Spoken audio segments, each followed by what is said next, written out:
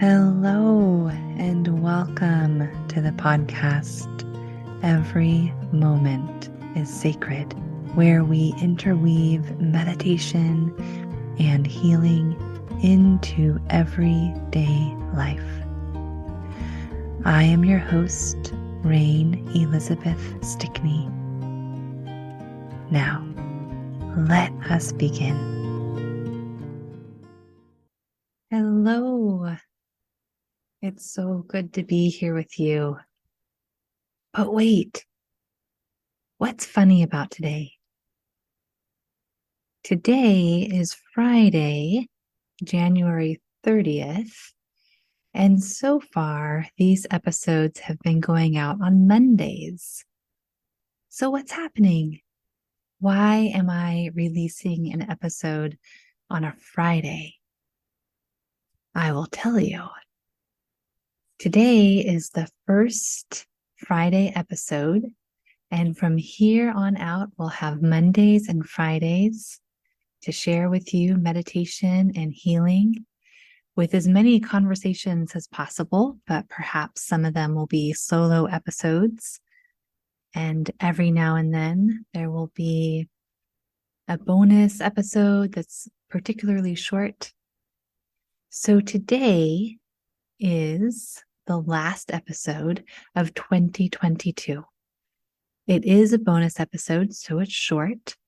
And I wanted to honor my mom.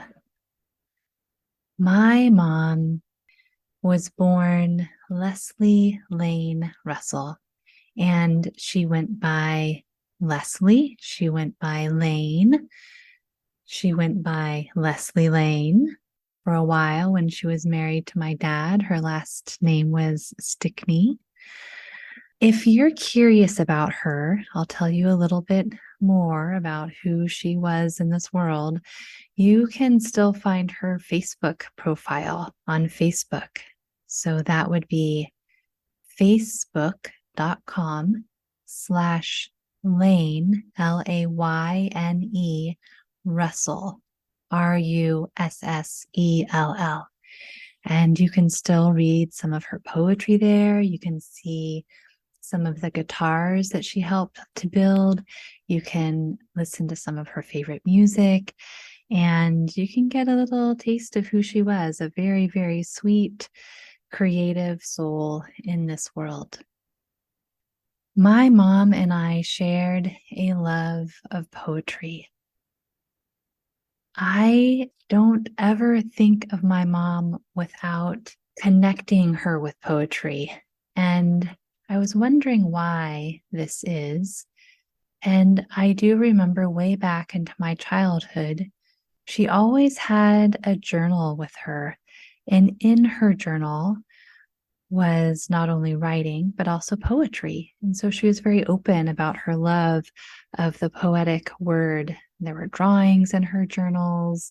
And luckily, now that she has passed on, I have many of her journals and I get to read them.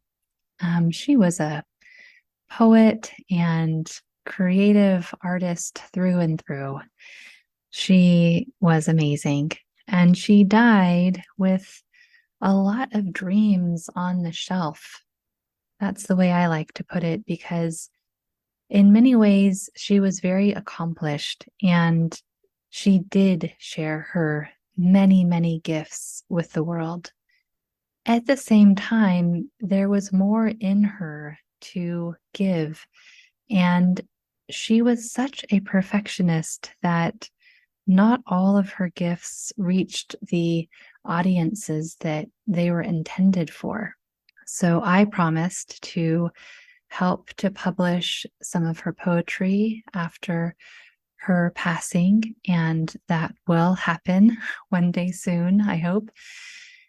And something that she did do in the last years of her life was she produced an amazing album called My Oh My. You can listen to this album on YouTube. You can listen to it on Spotify and other online sources. At the end of this episode today, we will listen to her song, Cygnus. This is a very special song, and it's on the album My Oh My. I recommend the entire album. Panther Meadow is another of my favorite songs on that album. The intro and outro on this podcast are using her music, her instrumental piece, May Your Dreams Draw You Gently, from that album, My Oh My. So listen to the whole thing, filled with treasures. The song Cygnus is important because we played it at her memorial. My sister picked it out in honor of our mother, and it was just perfect to share that day. One of my memories from my mother's illness, she had 2 kinds of breast cancer, and I will share more about her story and my story, my journey with her as her daughter over time in other episodes. But just for right now, what I do want to say is that as she was getting sicker and sicker, and it became more and more clear that she wasn't going to make it out of this experience alive, she began to talk about the constellation Cygnus. Now, she had already written and produced and played the song, and the album was complete. It just hadn't been released because she was in the process of working on a fine detail. But the song was already done. And so it was interesting that as she was dying, Cygnus was part of her imagery of what death was for her, and particularly the star Deneb. Deneb is the brightest star in the constellation Cygnus. And this constellation is also known as the Northern Cross. So when she died, this is the constellation that was in the sky, and Deneb was calling to her. So when I play this song, I not only think of her and her memorial and our honoring of her, but also that this is a very special symbol for my mother in her life, in her gift of being on this earth for 71 years. And she did it. She left this mark for us to enjoy. So the very end of this episode has that song, and then we're just going to end. There's no outro. So I'm going to get through all the announcements now, so you have all the information of anything you might need to know, so you can just enjoy a piece of poetry and a beautiful song in a moment. You can always reach out to me, healing@rainelizabeth.org. And in fact, I want to thank all of the many people who are listening to this show all over the world. Let me share with you the countries that are listening. In this moment, there are 9 of them. The US, that's where I am, New Zealand, Italy, Romania, Puerto Rico, the UK, Canada, Finland, Chile, India. I think I might have just named 10, actually. So thank you for listening. Thank you wherever you are. Thank you, world. Thank you, specific countries and locations. Thank you, people. Thank you, you with the ears that are listening. Thank you for being here. If you would like to do something fun, I invite you to send me an email, the same email I mentioned a moment ago, healing@rainelizabeth.org, and share your location with me. All you have to do is just share your location, and I will give you a free pass into the daily gratitude practice for 2023. This is an amazing practice where we share gratitudes with each other. There's gentle accountability. There is the option of witnessing, but more or less, people take this gratitude practice the way they most want it. And it is so fun. So I share my gratitudes with you. You receive them. You can share your gratitudes with yourself or a loved one, or you can even email your gratitudes to me, and I always respond when somebody shares their gratitudes. So the gratitude practice is called Redwoods in Snow. You can find out more about that on my website, rainelizabeth.org. But if you want to get in for free, just send me an email with your location and I'll get you in for free. It'll be so fun. healing@rainelizabeth.org. I mentioned that my mother and I loved poetry. We shared poetry with each other, some of her favorites that also became my favorites. So then they were shared favorites were Emily Dickinson, E. E. Cummings, Mary Oliver, and of course, we got to share our poetry with one another. So my writing, I would share with her, and she would share her poetry with me. This was one part of our relationship that really worked. I'm her eldest daughter, and as some mothers and daughters know, there can be difficulty in relationship as well as blessings and beauty and connection and familiarity, lots of love, all of it. I'm happy to say that our poetic relationship was one that worked. We really supported each other in our creativity. We believed in each other. We edited each other's work. We gave suggestions, and mostly we just enjoyed what we each were writing. I am sharing with you today one of my favorite Emily Dickinson poems. And just one last story about Emily Dickinson.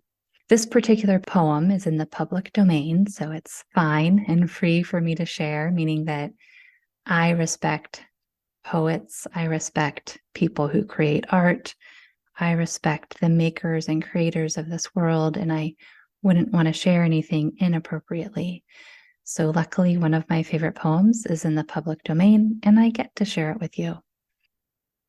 At some point in my life, I may have been in high school or college, my mother gave me an Emily Dickinson book of poetry, and it was a beautiful volume, nice and heavy, big, thick, lots of poems.